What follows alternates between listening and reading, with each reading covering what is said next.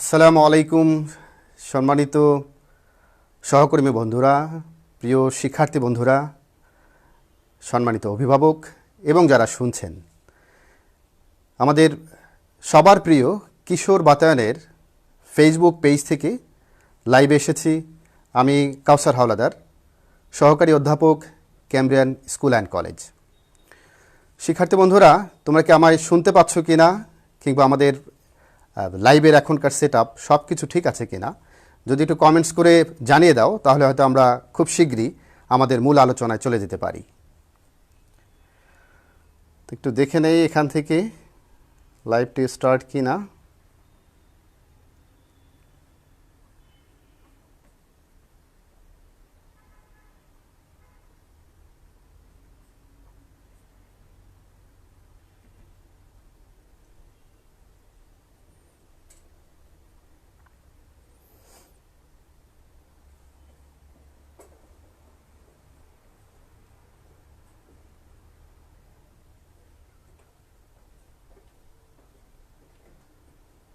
সবাই কি আমায় শুনতে পাচ্ছে কি না?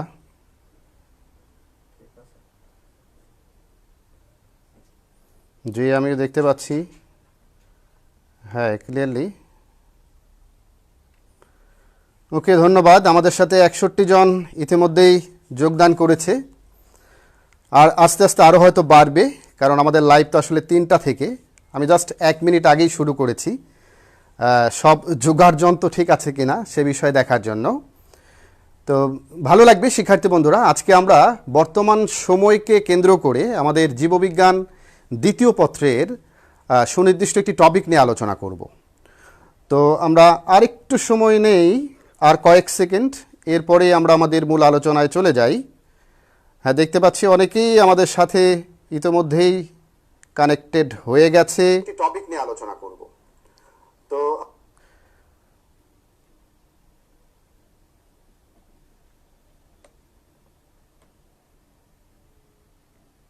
ধন্যবাদ। একজন লিখেছে কোন ক্লাস 11-12 জীববিজ্ঞান দ্বিতীয় পত্র থেকে।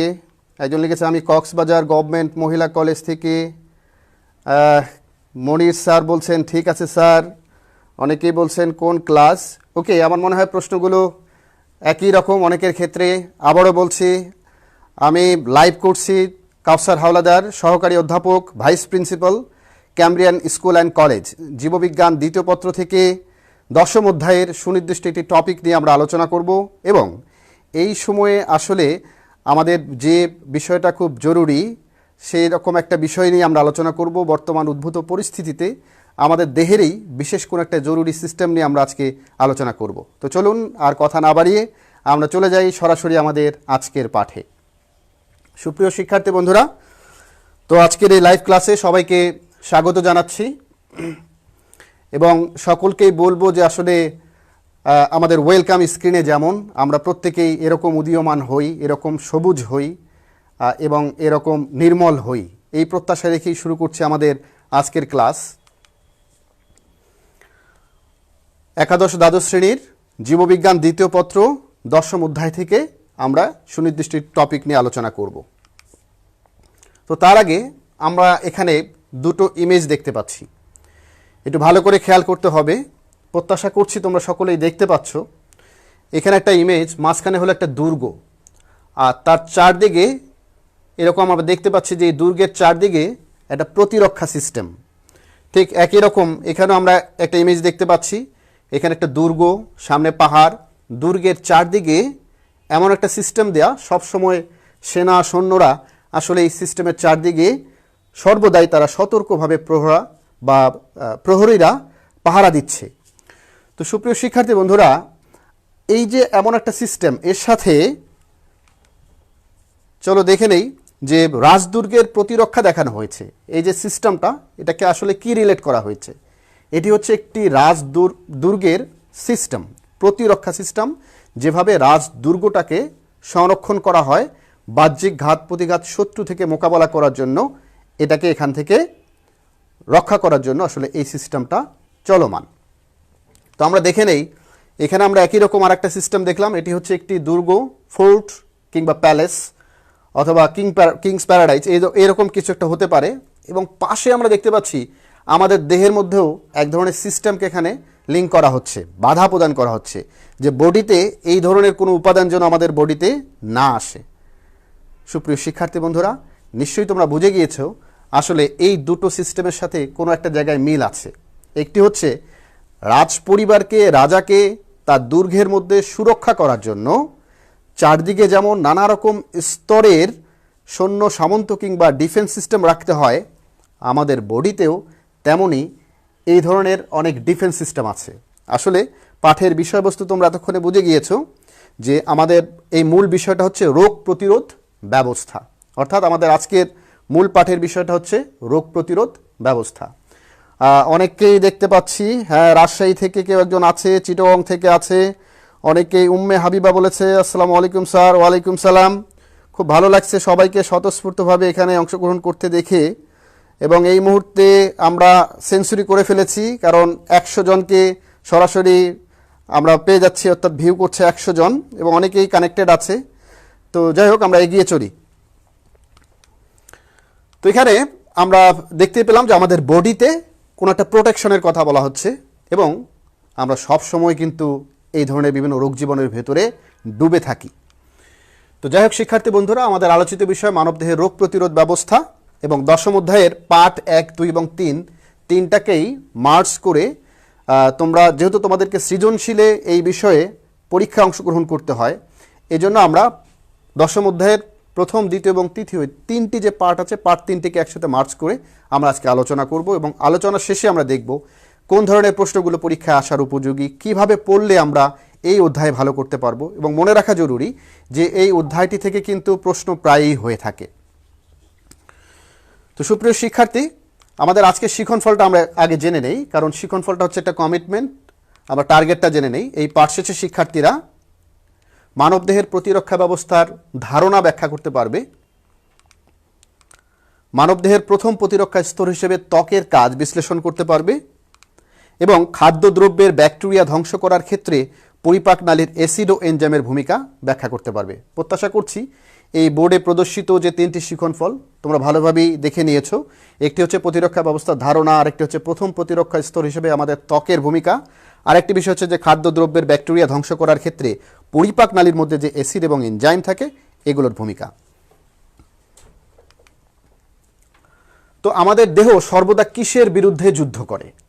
প্রশ্নটা যদি এরকম করা হয় যে আমাদের দেহ সর্বদা কিসের বিরুদ্ধে যুদ্ধ করে, সহজেই অনুমেয় যে আসলে আমরা রোগ জীবাণুর একটা সমুদ্রের মধ্যে বসবাস করি। এই যে আমি এখানে দাঁড়িয়ে আছি, চারদিকে যে বাতাসের ভেতরে আমরা ডুবে থাকি সবসময়, বাতাসের সমুদ্রে, বাতাসের সাথে কিন্তু নানা ধরনের রোগ জীবাণু, অণুজীব, ভাইরাস, ব্যাকটেরিয়া এগুলো কিন্তু ভাসমান অবস্থায়।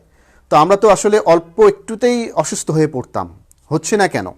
কারণ হচ্ছে আমাদের দেহের মধ্যে রোগ প্রতিরোধের একটা ব্যবস্থা স্রষ্টা আমাদের আগে থেকেই দিয়ে রেখেছেন। মানুষের জন্মের একেবারেই মায়ের ভ্রূণে থাকা অবধি থেকে শুরু করে জীবনের শেষ মুহূর্ত পর্যন্ত এই সিস্টেমটা কিন্তু কাজ করে। তবে কিছু কিছু রোগ আছে এই সিস্টেমগুলোকেও ধ্বংস করে, কিছু বদ অভ্যাস আছে এই সিস্টেমটাকে ধ্বংস করে। আমরা সেই বিষয়গুলো নিয়েও সামনে এগোবো। তো সুপ্রিয় শিক্ষার্থী বন্ধুরা, আমাদের দেহ সবসময় রোগ জীবাণুর বিরুদ্ধে কাজ করে। তো আসলে ইমিউনিটি বা ইমিউনোলজি কাকে বলা হয়? এই যে অনাক্রমবিদ্যা বা আমাদের দেহে রোগ প্রতিরোধ ব্যবস্থা, এটাকে আসলে জীববিজ্ঞানের যে শাখায় মানবদেহের প্রতিরক্ষা ব্যবস্থা বিষয়ে আলোচনা করা হয় সে শাখাকে বলা হয় ইমিউনোলজি। অনেকেই বড় হয়ে ডাক্তার হবা, তখন অনেকেই বলবে যে হ্যাঁ আমি এই ইমিউনোলজি নিয়ে পড়াশোনা করব বা আমি ইমিউনোলজির ডক্টর হব। এ ধরনের অনেকের কিন্তু স্বপ্ন থাকে। যেমন যারা হার্ট নিয়ে গবেষণা করে, পড়াশোনা করে, তারা কার্ডিওলজির ডক্টর, যারা দাঁত নিয়ে গবেষণা করে তারা ডেন্টিস্ট, এরকম নাক কান গলা আমরা বলি ইএনটির ডক্টর। এই ধরনের যারা ইমিউনোলজি নিয়ে গবেষণা করে তারা কিন্তু এই বিষয়ে স্পেশালিস্ট বা ডক্টর হতে পারে। তো মিস্টার এডওয়ার্ড জেনার, তোমরা এখানে দেখতে পাচ্ছ একজন ভদ্রলোক, উনি একজন ডাক্তার এবং মজার বিষয়টা হলো যে উনি একজন ইংরেজ বিজ্ঞানী যিনি 1796 খ্রিস্টাব্দে গুটি বসন্তের টিকা আবিষ্কার করেন। সুপ্রিয় শিক্ষার্থী বন্ধুরা, এই মুহূর্তে আমরা কিন্তু একটা দুর্যোগের ভিতর দিয়ে যাচ্ছি এবং সেই দুর্যোগ, দুঃস্বপ্নের নাম হচ্ছে কোভিড-19 বা করোনা ভাইরাস। এবং একদিন হয়তো এরকম কেউ একজন আল্লাহ রাব্বুল আলামিন আমাদের সামনে তাকে নিয়ে আসবেন, এমন একজন মানুষকে যিনি আবিষ্কার করবেন কোভিড-19-এর টিকা কিংবা ভ্যাকসিন। তো সেই দিনটার জন্য আমরা আসলে ওয়েট করছি ইনশাল্লাহ। একদিন আসলে এই মেঘ কেটে যাবে, সূর্য উঠবে। তো যদি আমরা বাসাবাড়িতে সবাই ঠিকঠাক মতো নিরাপদেই থাকি, তাহলে ইনশাল্লাহ হয়তো আমরা নিজেরা এটাকে প্রোটেক্ট করে ভালো একটা পর্যায়ে নিয়ে যেতে পারবো, এবং অবশ্যই আল্লাহ রাব্বুল আলামিন ত্রাণকর্তা হিসেবে আমাদের কাউকে না কাউকে এখানে পাঠিয়ে দেবেন। তো এরকম 1796 খ্রিস্টাব্দে এরকম একটি রোগ হয়েছিল, গুটি বসন্ত, যেখানে প্রচুর লক্ষ লক্ষ লোক সেই গুটি বসন্তে মারা গিয়েছিল।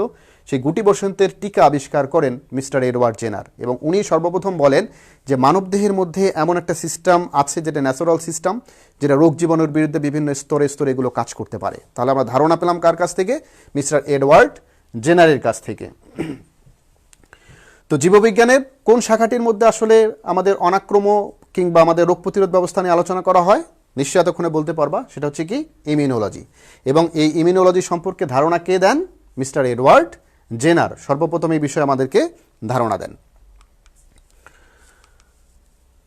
তো মানবদেহের এই রোগ প্রতিরোধ ব্যবস্থাটা বিভিন্ন ভৌত এবং রাসায়নিক প্রতিরক্ষা স্তরের সাথে মিলিয়ে আসলে এটাকে আমরা 3টি স্তরে ভাগ করেছি। তা যেরকম ওই যে একটু আগেই উদাহরণ আমরা দিয়েছিলাম ক্লাসের শুরুতেই, যে একটি রাজদুর্গকে রক্ষা করার জন্য স্তরে স্তরে যেমন সৈন্যরা থাকে বা ডিফেন্স সিস্টেম থাকে, ঠিক একই রকমভাবে আমাদের দেহের মধ্যে কিন্তু 3টা স্তর রয়েছে। একটা হচ্ছে যে প্রথম প্রতিরক্ষা স্তর, যাকে বলেছি আমরা ফার্স্ট লাইন অফ ডিফেন্স। দ্বিতীয় প্রতিরক্ষা স্তর যাকে বলেছি আমরা সেকেন্ড লাইন অফ ডিফেন্স, এবং তৃতীয় প্রতিরক্ষা স্তর যাকে বলেছি আমরা থার্ড লাইন অফ ডিফেন্স। তার মানে হলো যে আমাদের দেহের মধ্যে 3 ধরনের 3 স্তরের ডিফেন্স সিস্টেম আছে। কোনো রোগ জীবাণু সরাসরি আমাদেরকে আক্রমণ করবে এমনটি নয়, কিন্তু অনেক কিছুর বিরুদ্ধে যুদ্ধ করার পর হয়তো আমাদের দেহের মধ্যে ডিফেন্স সিস্টেম যখন হেরে যায়, তখন আমরা রোগাক্রান্ত হয়ে পড়ি। তার আগে কিন্তু অনেকগুলো যুদ্ধ হয়। এই যুদ্ধ তো আমরা দেখতে পারি না, আমাদের দেহের ইনসাইড এই যুদ্ধগুলো চলে, ইভেন কি আউটসাইডেও চলে, যেহেতু স্কিন থেকে এই যুদ্ধটা শুরু হয়। তো সুপ্রিয় শিক্ষার্থী বন্ধুরা, যদি কেউ সহজে প্রশ্ন করে যে আমাদের দেহের মধ্যে রোগ প্রতিরোধ ব্যবস্থার স্তর কটি, নিশ্চয়ই আমরা সহজেই উত্তর দিতে পারবো। কটি? 3টি। একজন লিখেছে হলো আরাফাত কিবরিয়া, স্যার পুরো অধ্যায় সম্পর্কে কিছু বিস্তারিত বলেন প্লিজ। হ্যাঁ, ডেফিনেটলি আমরা পুরো অধ্যায়ের 3টি পার্ট নিয়ে আজকে আলোচনা করব। নেক্সট ক্লাসে বাকি 3টি পার্ট নিয়ে আলোচনা করব। কিবরিয়া, সাথেই থাকো, প্রত্যাশা করছি ভালো কিছু আসবে ইনশাল্লাহ। তো এরপরে আমরা এখন দেখে নেই যে আমাদের প্রথম প্রতিরক্ষা স্তর কি। চিত্রে আমরা দেখতে পাচ্ছি এটি হচ্ছে ত্বক, চিত্রে আমরা দেখছি যে এটি হচ্ছে স্টোমাক, এগুলো প্রথম প্রতিরক্ষা স্তর হিসেবে কাজ করে। চিত্রে আমরা দেখছি এটি হচ্ছে আমাদের চোখের ল্যাক্রিমাল গ্ল্যান্ড, এবং চিত্রে দেখতে পাচ্ছি আমাদের দেহের কোনো স্থান কেটে গেলে সেখান থেকে যে ফ্লুইড বা রক্ত বেরিয়ে যায়, সেটা যেভাবে জমাট বাঁধে ভিতরে বিভিন্ন প্যাথোজেনকে ভিতরে প্রবেশ করতে দেয় না, এগুলো হচ্ছে আমাদের প্রথম প্রতিরক্ষা স্তর, অর্থাৎ ফার্স্ট সোলজার। আমাদের বডিতে রোগাক্রমণের জন্য প্রথম স্তরে এই সোলজারগুলো, শক্তিশালী সোলজারগুলো কাজ করে। এবং আমাদের যে শ্বাসনালী আছে, শ্বাসনালীর মধ্যে কিন্তু মিউকাস এবং সিলিয়া থাকে। এই মিউকাস এবং সিলিয়া এটা কি কাজ করে? এই মিউকাস এবং সিলিয়াটা রোগ জীবাণুর বিরুদ্ধে কাজ করে, রোগ জীবাণুকে দেহের অভ্যন্তরে প্রবেশ করতে বাধা প্রদান করে। এরপর হচ্ছে লাইসোজাইম এনজাইম, রক্ততঞ্চন প্রক্রিয়া। তো সুপ্রিয় শিক্ষার্থী বন্ধুরা, এখানে আমরা দেখতে পাচ্ছি যে ত্বক, হাইড্রোক্লোরিক অ্যাসিড যেটা আমাদের স্টোমাকে থাকে, খুবই শক্তিশালী আমাদের প্রতিরক্ষা কবচ। তারপর দেখতে পাচ্ছি আমরা যে ল্যাক্রিমাল গ্ল্যান্ড বা চোখের গ্রন্থি, অশ্রু গ্রন্থি, এবং রক্ততঞ্চন প্রক্রিয়া, আর হচ্ছে আমাদের ট্রাকিয়া বা শ্বাসনালীর অভ্যন্তরে যে মিউকাস এবং সিলিয়া থাকে, এগুলো হচ্ছে আমাদের প্রথম প্রতিরক্ষা স্তরের এই সকল উপাদান। তো কেউ যদি প্রশ্ন করে, সহজে আমরা বলতে পারবো যে প্রথম প্রতিরক্ষা স্তরের উপাদানগুলো কি কি। অনেকেই আমার সাথে নিশ্চয়ই এতক্ষণে বলতেও পারছো। এটি হচ্ছে ত্বক, সিলিয়া এবং মিউকাস, অ্যাসিড বা ইসিএল, লাইসোজাইম এনজাইম এবং রক্ততঞ্চন প্রক্রিয়া। শেষ, আমাদের এই পর্যন্ত অন্ততপক্ষে পড়াশোনাটুকু শেষ। এরপরে আমরা পরের ধাপে চলে যাই। দ্বিতীয় প্রতিরক্ষা স্তর। দ্বিতীয় প্রতিরক্ষা স্তরে কি কি করে একটু দেখে নেই। ল্যাপটপের স্ট্যান্ডটা একটু সরাতে বলছে, পুরো বোর্ড দেখা যাচ্ছে না। ওকে, থ্যাংক ইউ। এর মধ্যে হলো একটু সরানো হয়েছে, আশা করি বোর্ডটা দেখা যাচ্ছে, এখন সম্ভবত দেখা যাচ্ছে ক্লিয়ার। ওকে, মাঝখানে ছোট্ট একটা ধন্যবাদ দিয়ে নেই। আমার সামনে আমাকে সহযোগিতা করছে আমাদের শামীম ভাই। শামীম ভাই, থ্যাংক ইউ। তো এরপর এই স্তরের উপাদানসমূহ হলো ফ্যাগোসাইট, প্রতিরক্ষা প্রোটিন এবং প্রদাহ। ফ্যাগোসাইট, আমাদের দেহের অভ্যন্তরে ফ্যাগোসাইটোসিস নামে এক ধরনের প্রক্রিয়া ঘটে, যেখানে শ্বেত রক্তকণিকার কিছু উপাদান ফ্যাগোসাইটোসিস প্রক্রিয়ায় এই ধরনের ঘটনাগুলোর সাথে কাজ করে। সাথে হলো ম্যাক্রোফ্যাজ, আমাদের ফুসফুসে এক ধরনের কোষ থাকে, এক ধরনের উপাদান থাকে যাদেরকে বলেছি আমরা ম্যাক্রোফ্যাজ, এগুলো ফ্যাগোসাইটোসিস প্রক্রিয়ায় অংশগ্রহণ করে থাকে। তাহলে এই স্তরের দ্বিতীয় স্তরের বা সেকেন্ড লাইন অফ ডিফেন্স সিস্টেমের উপাদানগুলো হলো ফ্যাগোসাইট, প্রতিরক্ষা প্রোটিন এবং ইনফ্লামেশন বা প্রদাহ। প্রশ্ন হতে পারে, অনেকে প্রশ্নও করতে পারে যে প্রদাহ কিভাবে আমাদের ডিফেন্স সিস্টেমে কাজ করে। আমাদের দেহের কোনো স্থান যদি আঘাতপ্রাপ্ত হয় সে স্থানটা ফুলে যায়, তাই না? এবং সেখানে প্রদাহ তৈরি হয়, সে স্থান ফুলে যায়, লাল হয়ে যায়। আসলে এই ফোলা স্থান, আঘাতপ্রাপ্ত স্থানে এখান থেকে আসলে বার্তা চলে যায় লোহিত রক্তকণিকা, শ্বেত রক্তকণিকাদের কাছে। তারা খুব দ্রুত সেই স্থানের মধ্যে বেশি পরিমাণে অ্যারেঞ্জ হয়। তো বেশি পরিমাণে অ্যারেঞ্জ হলে সেখানে কিন্তু ইনফ্লামেশন তৈরি হয়, প্রদাহ তৈরি হয়। আর শ্বেত রক্তকণিকা সেখানে বেশি পরিমাণ অ্যারেঞ্জ হওয়ার ফলেই কিন্তু সেই জায়গার মধ্যে ডিফেন্সটা খুব দ্রুত কাজ করে, রোগ জীবাণু সহজেই সেখানে আক্রমণ করতে পারে না। শিক্ষার্থী বন্ধুরা, আমাদের দ্বিতীয় প্রতিরক্ষা স্তরের উপাদানগুলো কি কি ভালো করে জেনে নেই আবারও। ফ্যাগোসাইট, প্রতিরক্ষা প্রোটিন, বিভিন্ন প্রোটিনাস উপাদান আছে, প্রতিরক্ষা প্রোটিন এবং প্রদাহ, এগুলো হচ্ছে দ্বিতীয় প্রতিরক্ষা স্তর বা সেকেন্ড লাইন অফ ডিফেন্স সিস্টেমের সোলজার কিংবা সৈন্য।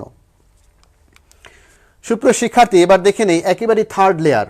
কোনো জীবাণু যদি খুব বেশি শক্তিশালী হয়, সে প্রথমে ফার্স্ট লেয়ার ত্বক, মিউকাস কিংবা সিলিয়া, HCl, রক্ততঞ্চন প্রক্রিয়া, এগুলোর বিরুদ্ধে কি করবে? আগে ফাইট করবে, করে দেহের ভেতরে ঢুকবে।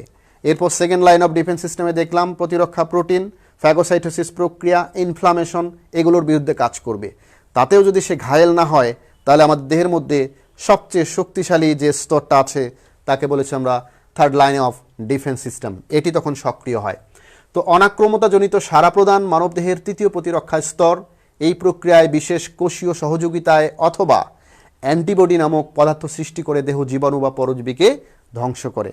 যদি কোনো কারণে এই ডিফেন্স সিস্টেমও নষ্ট হয়ে যায়, তখন বাইরে থেকে আমাদেরকে ভ্যাকসিন, টিকা, অ্যান্টিবায়োটিক এগুলো নিতে হয়। এই জন্যই ডক্টররা অনেক সময় কি করে, যখন দেখে রোগীর অবস্থা খুব একটা ভালো না, তখন তাকে আসলে অ্যান্টিবায়োটিক দেয়া শুরু করে। জানে যে হয়তো এই বডি এই রোগ জীবাণুর বিরুদ্ধে খুব একটা ভালোভাবে তাদের বিরুদ্ধে কাজ করতে পারবে না, তখন ডক্টর বাইরে থেকে এই ধরনের বডি সৃষ্টির জন্য উপাদান সমেত ওষুধ দিয়ে থাকে। তো আমরা এই মুহূর্তে তো আসলে জানছি যে আমাদের করোনা বা কোভিড-19 কোনো ধরনের অ্যান্টিবায়োটিক বা অ্যান্টিবডি প্রডিউস সম্ভব হয়নি। আবারও বলছি, ইনশাল্লাহ এটা হয়ে যাবে একদিন। সেই দিন হয়তো আমাদের সকলের মুখে হাসি ফুটবে। আমাদের এই বন্দি দশা থেকে, দুর্দশা থেকে নিশ্চয়ই স্রষ্টা আমাদের রক্ষা করবেন। সুপ্রিয় শিক্ষার্থী বন্ধুরা, আমরা জানলাম যে অনাক্রমতাজনিত সাড়া প্রদানে মানবদেহের তৃতীয় প্রতিরক্ষা স্তর খুব ভালোভাবে কাজ করে এবং এই প্রক্রিয়ায় কি কাজ করে? দুটো ফ্যাক্টর আছে, একটা সরাসরি অ্যান্টিবডি প্রডিউসের মাধ্যমে, আর একটা আছে কিছু কোষ দেহের মধ্যে অন্যান্য জীবাণুগুলোকে ধ্বংস করার ক্ষেত্রে সহায়তা করে। তাহলে দুটো ফ্যাক্টর কাজ করলো। একটি হচ্ছে দেহের বিভিন্ন কোষীয় উপাদান, এগুলো অন্যান্য উপাদানগুলোকে অ্যাক্টিভ করার মাধ্যমে এবং সরাসরি অ্যান্টিবডি প্রডিউস করার মাধ্যমে এই কাজগুলো করে থাকে। তো কেউ একজন বলছে যে হ্যালো, কেমন আছো? হ্যাঁ, ভালো আছি। কাকে বলছে? কেউ একজন বলছে যে হ্যালো স্যার, নাইস গোয়িং। ওকে, যাচ্ছি, থ্যাংক ইউ ভেরি মাচ। তো যাই হোক, কারো কারোর সাথে আবার নিজেদের কনভারসেশন হচ্ছে, খুবই ভালো। নিজেদের মধ্যে আলোচনা করে নেওয়াটাও একটা পাঠের অংশ। তো শিক্ষার্থী বন্ধুরা, আমরা এবার দেখি যে অনাক্রম্য ব্যবস্থার উপাদানগুলো কি কি, কোন জায়গা থেকে আসলে এই উপাদানগুলো চলে আসে। তো আমরা জানি যে আমাদের দেহের মধ্যে যেমন কেন্দ্রীয় স্নায়ুতন্ত্র আছে, স্নায়ুতন্ত্র নিয়ন্ত্রণ করে।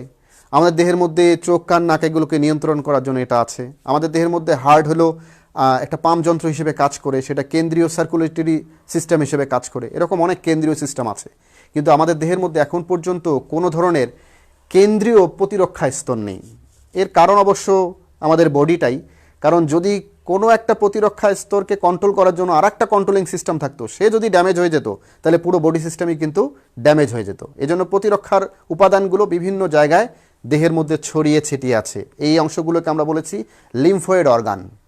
আবারও জেনে নেই, এই অংশগুলোকে নাম দিয়েছি আমরা, অর্থাৎ আমাদের অনাক্রম্য ব্যবস্থার যে উপাদানগুলো, এগুলোকে নাম দিয়েছি আমরা লিম্ফয়েড অর্গান।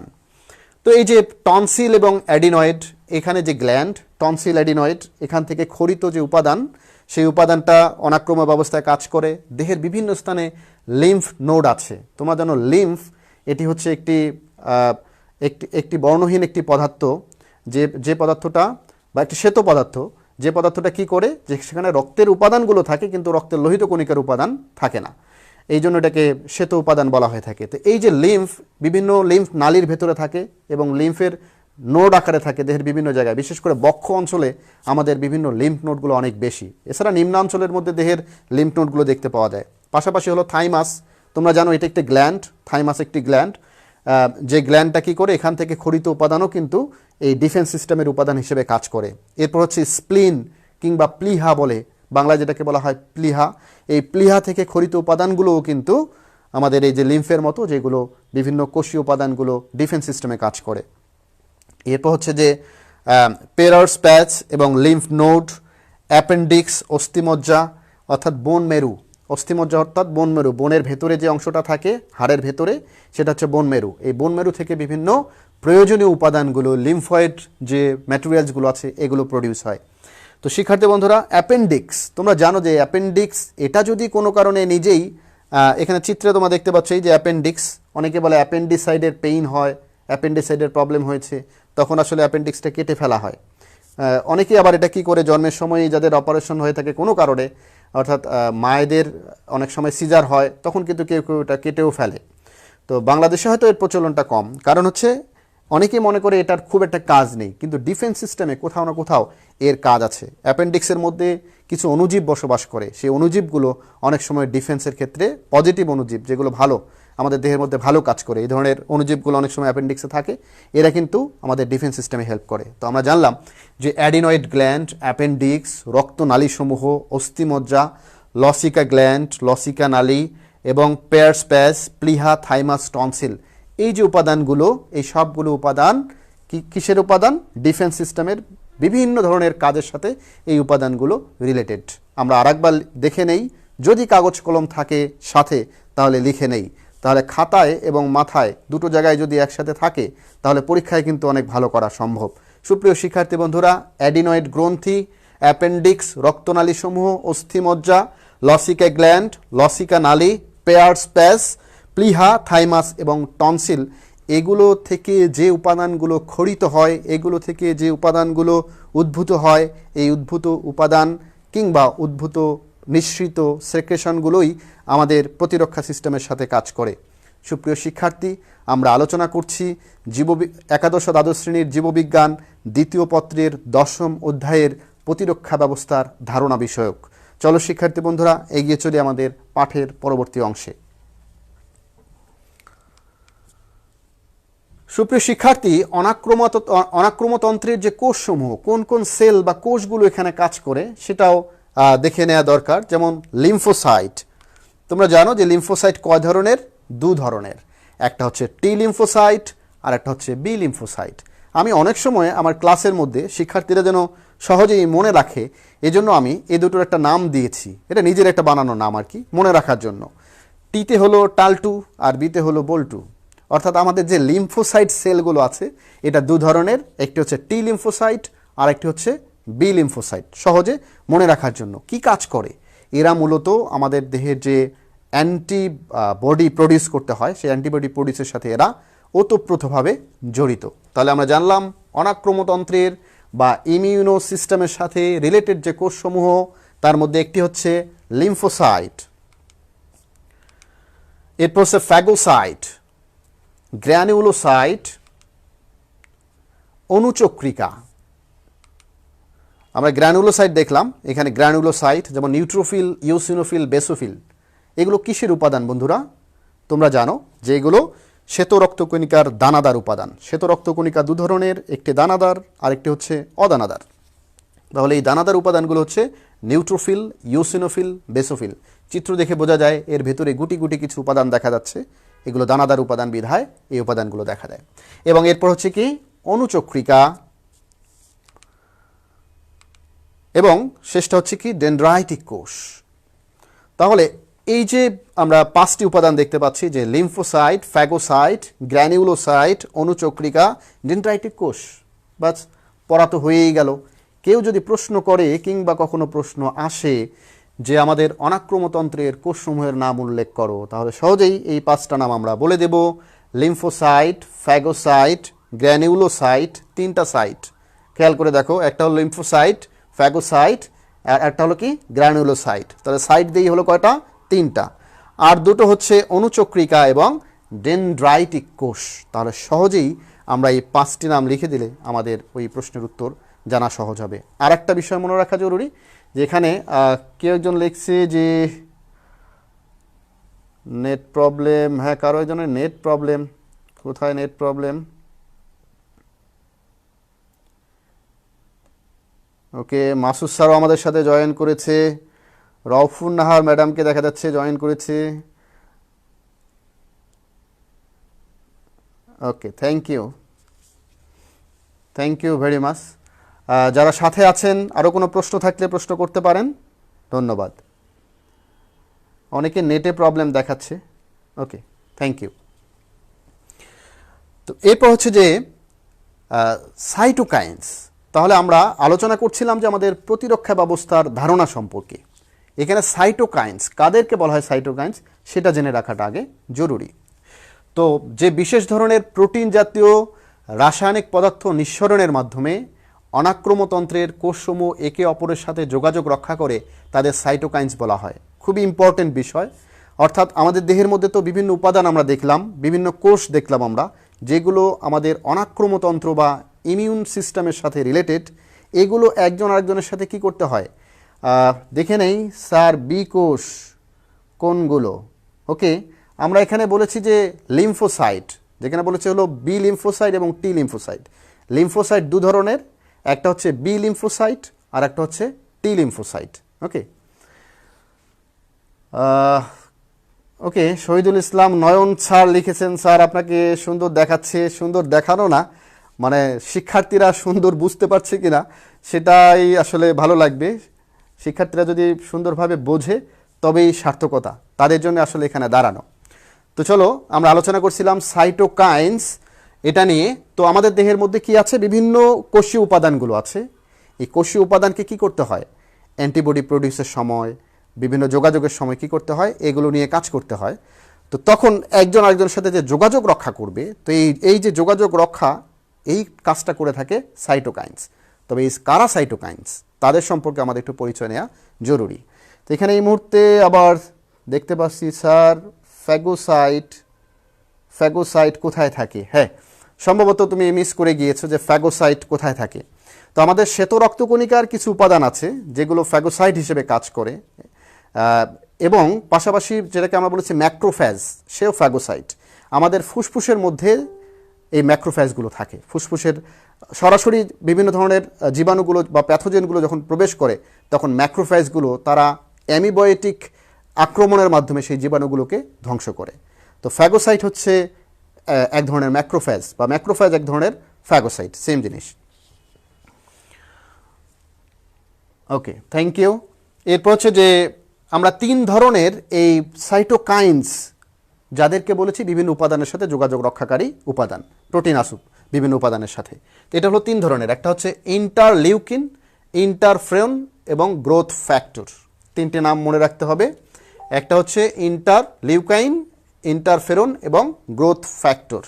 এগুলো আমাদের বিভিন্ন কোষীয় উপাদানের সাথে এগুলো কি করে? যোগাযোগ রক্ষা করে। তোমরা যখন আরও উপরের ক্লাসে উঠবে, যখন ইমিউনো সিস্টেম নিয়ে আরও বিস্তারিত আলোচনা করবে, তখন হয়তো এগুলোর বিস্তারিত সম্পর্কে জানার প্রয়োজন পড়বে। আপাতত আমাদের সিলেবাসে যে অংশটুকু আছে যে আমাদের সাইটোকাইন্স হিসেবে কারা এখানে কাজ করে, কোন ধরনের উপাদানগুলো কাজ করে, এগুলোর নেচার বা বিভিন্ন প্রপার্টিজ, এগুলো হয়তো আরও অনার্সের ক্লাসে গিয়ে তোমরা এই বিস্তারিত বিষয়গুলো আরও জানতে পারবে। স্যার, 9ম শ্রেণীর শিক্ষার্থীদের কতটুকু উপকার করবে? ডেফিনেটলি, আবারও বলি, জীববিজ্ঞান হচ্ছে জীবন সংক্রান্ত জ্ঞান। এরা শুধু 9ম শ্রেণী না, যে শ্রেণী বুঝতে পারে সে সকল শিক্ষার্থীরও কাজে লাগবে। কারণ আমরা আজকে যে বিষয়ে আলোচনা করছি সেটি আমাদের ডিফেন্স সিস্টেম নিয়ে, আমাদের দেহের মধ্যে যে ডিফেন্স সিস্টেম আছে এই বিষয় নিয়ে আমরা আলোচনা করেছি। বিজ্ঞান বিষয়ে সকল শিক্ষার্থীর জন্য এটি অনেক কাজে দেবে, এবং আজকের এই জ্ঞান এটা ক্যারি করে হয়তো সামনের দিকে আরও ভালো কিছু নিয়ে যাওয়া সম্ভব হবে। ধন্যবাদ। উম্মে হাবিবা লিখেছে। উম্মে হাবিবা, অসংখ্য ধন্যবাদ। আমরা আরেকবার দেখে নেই সাইটোকাইন্স কোনগুলো। যদি কখনো প্রশ্ন আসে যে কোন উপাদানটি সাইটোকাইন্স হিসেবে ব্যবহৃত হয়, এমসিকিউতে এই ধরনের অনেকগুলো প্রশ্ন আসতে পারে। বিভিন্ন কোষীয় উপাদানগুলোর নাম জানলাম, কিন্তু প্রশ্ন আসবে কোন উপাদানটি সাইটোকাইন্স হিসেবে ব্যবহৃত হয় বা নিচের কোনটি সাইটোকাইন্স, তখন কিন্তু আমরা শুধুমাত্র এই তিনটা নাম মনে রাখতে হবে। এই তিনটার একটি পেলেই সেটি রাইট আনসার বলে বিবেচ্য হবে। একটি হচ্ছে ইন্টারলিউকাইন, আরেকটি হচ্ছে ইন্টারফেরন, আরেকটি হচ্ছে গ্রোথ ফ্যাক্টর, এই উপাদানগুলো। তো সুপ্রিয় শিক্ষার্থী বন্ধুরা, এবার আমরা আলোচনার আরেকটি অংশে চলে যাই। তোমরা এখানে দেখতে পাচ্ছ, এখানে চিত্রের মধ্যে আমরা দেখাচ্ছি যে একটি অংশের মধ্যে কোনো ত্বক নেই বা স্কিন নেই। তাহলে স্কিন বা ত্বক তুলে ফেললে এই অংশটি কেমন দেখায়? স্কিন বা ত্বক তুলে ফেললে কিন্তু এর ভেতরে এই যে বিভিন্ন চর্বি, পেশি, যে উপাদানগুলো এখানে আমরা দেখতে পাচ্ছি, এই উপাদানটা এরকম দেখায়। আর স্কিন সমেত যে উপাদানটি বা যে অংশটি আমাদের ফেসের, সেটি কিন্তু এরকম। আসলে পৃথিবীতে অনেকেই এই সুন্দরের বড়াই করে, কিন্তু সুন্দর এটার প্রশংসাও কিন্তু সুন্দর। তো সুন্দরের যারা বড়াই করে তাদের ক্ষেত্রে কিন্তু একটু দেখলেই বোঝা যায় যে আসলে সুন্দর বলতে কি বোঝানো হয়। শুধুমাত্র ত্বকীয় সৌন্দর্যই কি সুন্দর? যে মানুষটির মন সুন্দর, দেহের প্রতিরক্ষা ব্যবস্থা সুন্দর এবং যে সুস্থ, তাকেই আসলে আমরা সুন্দর আরও বলতে পারি। কেননা অনেক মানুষই হয়তো এরকম পৃথিবীতে জন্মই গ্রহণ করে যাদের ত্বকের যাদের মানে স্কিনের যে কালার, সে কালারটা হয়তো কারো ক্ষেত্রে ডার্ক বা কারো ক্ষেত্রে লাইট। তো এখানে শুধুমাত্র স্কিনটা যদি এখান থেকে চলে যায় তাহলে কিন্তু আর কিছুই থাকে না। এরকম সবারই এরকম অবস্থা উন্মুক্ত হয়ে পড়ে। শিক্ষার্থী বন্ধুরা, আলোচনা করছি আমরা আমাদের দেহের রোগ প্রতিরোধ ব্যবস্থা নিয়ে, যেটি জীববিজ্ঞান দ্বিতীয় পত্রের একাদশ দ্বাদশ শ্রেণীর 10ম অধ্যায় থেকে আলোচিত বিষয়। আমরা একটু আগে আমরা ধারণা পেয়েছিলাম যে আমাদের দেহের মধ্যে 3 ধরনের ডিফেন্স। এখন আলোচনা করছি স্কিন বা ত্বক নিয়ে, যেটি আমাদের দেহের প্রতিরক্ষা ব্যবস্থায় খুব গুরুত্বপূর্ণ ভূমিকা পালন করতে পারে। তো চলো দেখে নেই এই স্কিন বা ত্বক প্রতিরক্ষা ব্যবস্থায় কী ধরনের ভূমিকা পালন করে। একজন প্রশ্ন করেছে, স্যার এটা কি ক্লাস 9-এর মৌসুমি আক্তার?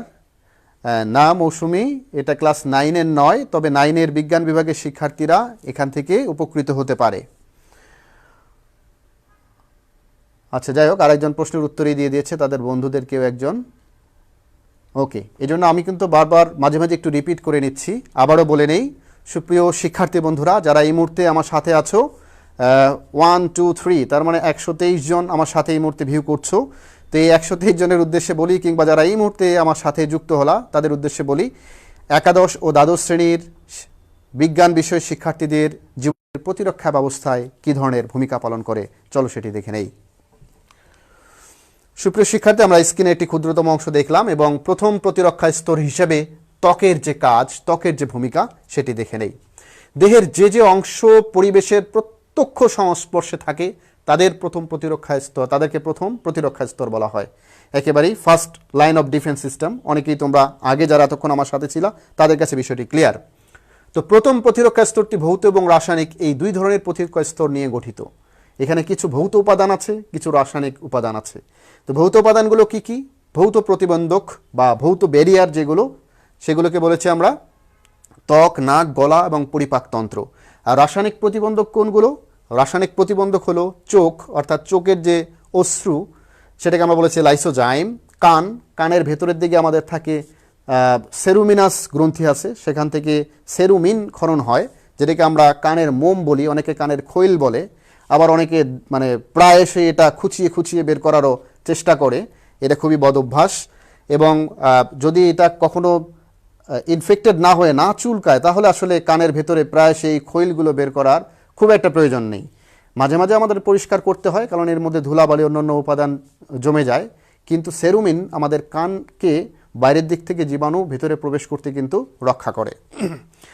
আবার এখানে বলেও রাখি, আমাদের নাকের ভেতর দিয়ে নাসিকা ছিদ্র যেটি আছে, এর ভেতরে কিন্তু অনেক লোম থাকে। অনেককেই দেখেছি যে অনেক মানুষই তাদের বদ অভ্যাসের কারণে এই নাকের লোমগুলো এগুলো ছিঁড়ে ফেলে, নাকের লোমগুলো তুলে ফেলে। এটি খুবই বদ রকমের একটি অভ্যেস। দুঃখিত এই কথাটি বলতে হচ্ছে, কারণ এটি আমাদের ডিফেন্স সিস্টেমের সাথে জড়িত। এই নাকের ভেতরের দিকে যে লোম থাকে, ট্রাকিয়ার ভেতরে যে সিলিয়া থাকে, এগুলো কিন্তু বিভিন্ন রোগ জীবাণুকে আটকে ফেলে। রোগ জীবাণুকে ভেতরের দিকে প্রবেশ করতে বাধা প্রদান করে। তো এগুলো গড গিফটেড। তো যাই হোক শিক্ষার্থী বন্ধুরা, একেবারেই যাদের খুব বেশি প্রবলেম বাইরের দিকে বেরিয়ে আছে তারা হয়তো সেটে দিতে পারো।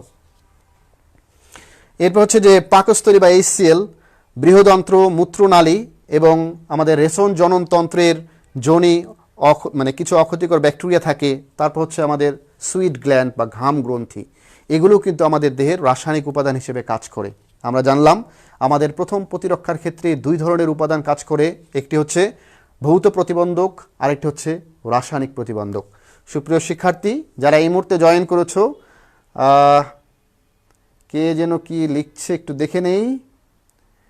মেহেজাবিন ও লিখেছে স্যার আপনার ক্লাসটা খুব ভালো লাগছে, একটু টায়ার্ড হচ্ছি না।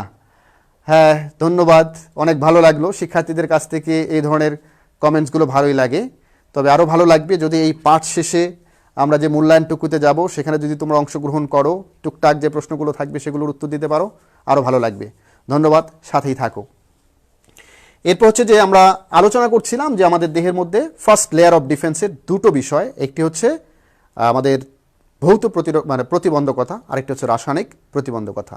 আমরা জানলাম আমাদের এই যে ত্বক, নাক, গলা, পরিপাকতন্ত্র সবগুলো ভৌত, এবং আমরা এটাও জানলাম যে আমাদের চোখের অশ্রু, HCl, আমাদের দেহের অভ্যন্তরে রেচন জননতন্ত্রের মধ্যে রেচন জনন নালীর অভ্যন্তরে যে ব্যাকটেরিয়া কিংবা যেগুলো অক্ষতিকারক ব্যাকটেরিয়া, উপকারী ব্যাকটেরিয়া, এগুলো আমাদের লাইসোজাইম বা চোখের অশ্রু, পাশাপাশি হলো কানের ভেতরের দিকে মোম গ্ল্যান্ড বা ওয়াক্স গ্ল্যান্ড থেকে খরিত বা সেরুমিনাস গ্ল্যান্ড থেকে খরিত সেরুমিন, এবং আমাদের সুইট গ্ল্যান্ড, এবং এখানে সিবাম নামে এক ধরনের উপাদান থাকে। আমাদের ঘাম গ্রন্থির সাথে সিবাম, তৈল গ্রন্থি, অনেক সময় কারো মুখ অয়েলি হয়ে যায়, তৈল থাকে, এটা কিন্তু ত্বকের জন্য অনেকটা উপকারী।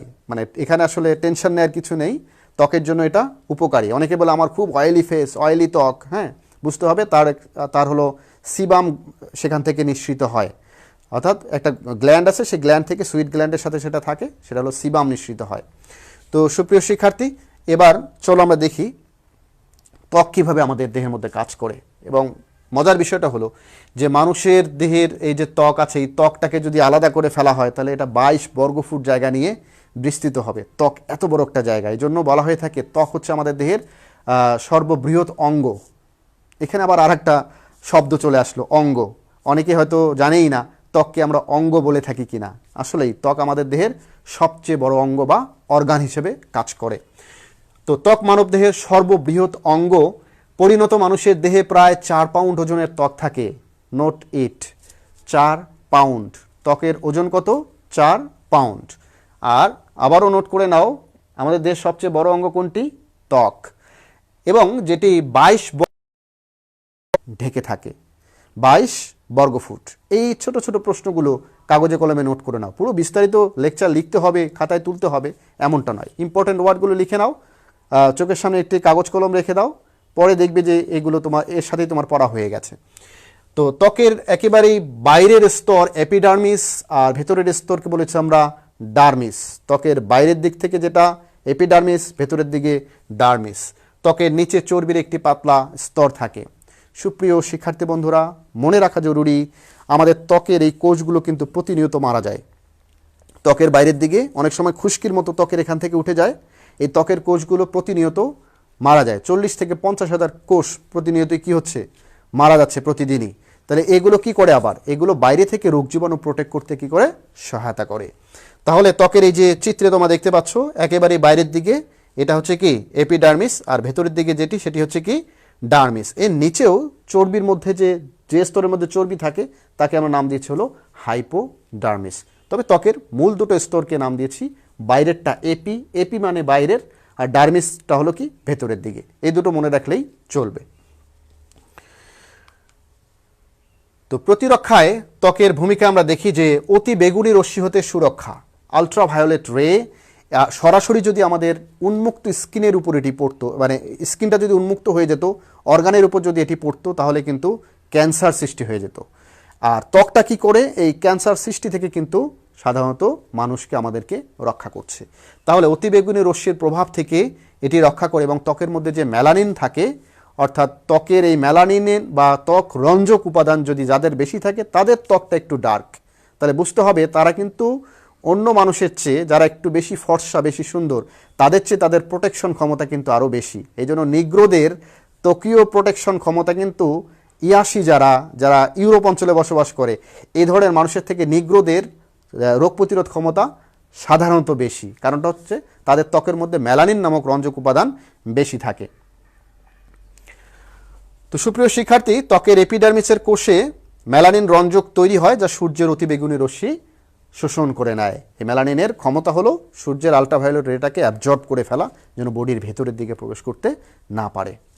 তো আমরা জানলাম যে ত্বকের প্রতিরক্ষা ব্যবস্থায় গুরুত্বপূর্ণ ভূমিকাটা হলো অতিবেগুনি রশ্মি হতে সুরক্ষা করা, একটি পয়েন্ট। 2 নম্বর পয়েন্টে আসি আমরা, ভাইরাস এবং ব্যাকটেরিয়া হতে সুরক্ষা। ত্বক কীভাবে ভাইরাস ব্যাকটেরিয়া থেকে আমাদেরকে প্রোটেক্ট রাখে, সুরক্ষিত রাখে, সে বিষয়টি আমাদের জানা দরকার। তাহলে ত্বকে অসংখ্য উপকারী ব্যাকটেরিয়া থাকে, সারাদিন লেগে আছে। হয়তো আমি এখানে ধরলাম আমার এখানে কি ব্যাকটেরিয়া থাকতে পারে। তাহলে যে ত্বকের মধ্যে বাইরে যেমন উপকারী ব্যাকটেরিয়া আছে, তেমন ক্ষতিকর ব্যাকটেরিয়া ত্বকের মধ্যে থাকে। আবার এই ক্ষতিকর ব্যাকটেরিয়াগুলোর হাত থেকে উপকারী ব্যাকটেরিয়াগুলো অনেক সময় আমাদেরকে হেল্প করে। ত্বকের সিবেসিয়াস গ্ল্যান্ড, ওই যে তৈল গ্রন্থির কথা বললাম, ত্বকের যে সিবাম নিঃসৃত হয় সেখান থেকে সিবাম উত্তম ব্যাকটেরিয়া নাশক হিসেবে কাজ করে। ত্বকের ঘর্মগ্রন্থি বা ঘাম গ্রন্থি এবং স্নায়ু সংযোগ থাকায় মস্তিষ্কের মাধ্যমে অনেক রোগ জীবাণু দেহে প্রবেশ নিয়ন্ত্রিত হয়। অর্থাৎ ত্বকের যে ঘাম গ্রন্থি আছে, ঘাম গ্রন্থি কি একটা ছিদ্রের মতো এখানে থাকে। রোগ জীবাণু যখন ভিতরের দিকে প্রবেশ করে তখন আমাদের ব্রেইন, আমাদের সেন্ট্রাল নার্ভাস সিস্টেম এটাকে কী করে অনেক সময় এগুলোর ব্যাসার্ধ বাড়িয়ে কমিয়ে এগুলোকে নিয়ন্ত্রণ করে। তো এই কাজটাও কিন্তু একটা প্রোটেকশনের কাজ হিসেবে কাজ করে থাকে। এরপর রক্ততঞ্চন। তাহলে আমরা একটা দেখলাম, প্রথমটা দেখলাম আলট্রাভায়োলেট রে বা অতিবেগুনি রশ্মি থেকে ত্বক রক্ষা করে। 2 নম্বরটা দেখলাম ভাইরাস ব্যাকটেরিয়া থেকে ত্বকের বিভিন্ন গ্রন্থি এবং ত্বকের মধ্যে লেগে থাকা ব্যাকটেরিয়াগুলো রক্ষা করে। 3 নম্বর পয়েন্টটা দেখছি রক্ততঞ্চন। ত্বকের কোনো স্থান কেটে গেলে সেখানে ফাইব্রোজেনাস নামক যে উপাদানটা দিয়ে রক্তের একটা জালক তৈরি হয় বা রক্ততঞ্চন প্রক্রিয়া ঘটে, যেটাকে আমরা বলি ব্লাড ক্লোটিং সিস্টেম। তোমাদের 4র্থ অধ্যায়ের মধ্যে আসলে এই আলোচনাটা আছে, সেটা দেখবা যে আমাদের রক্ত সংবহন প্রক্রিয়ার মধ্যে। সেখানে আমরা দেখেছি যে এই ব্লাড ক্লোটিংটা রক্ত জমাট বেঁধে কী করে, ভেতরে বাইরে থেকে আগত যে প্যাথোজেন কিংবা বহিরাগত রোগ জীবাণুকে দেহের অভ্যন্তরে যেতে বাধা প্রদান করে। তো এই হচ্ছে মূল কাজ আর কি। দেখি আমাদের কয়েকজন বন্ধু আরও কিছু লিখেছে, একটু দেখে নেই।